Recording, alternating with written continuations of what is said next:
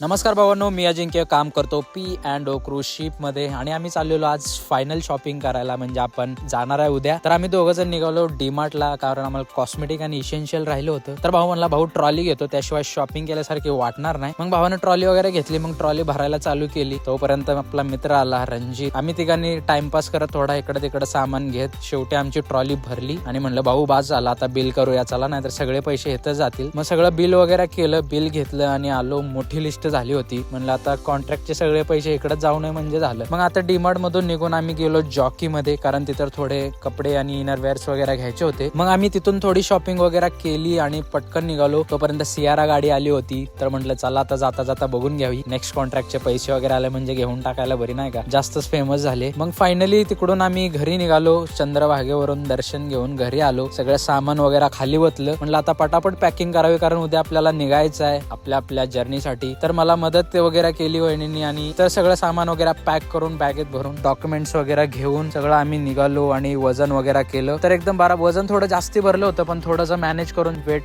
एकदम लेवल करून सगळ्या बॅगा वगैरे भरून ठेवल्या. तर चला भेटू नेक्स्ट व्हिडिओ मध्ये. लाईक करा, फॉलो करा, शेअर करा. Bye bye.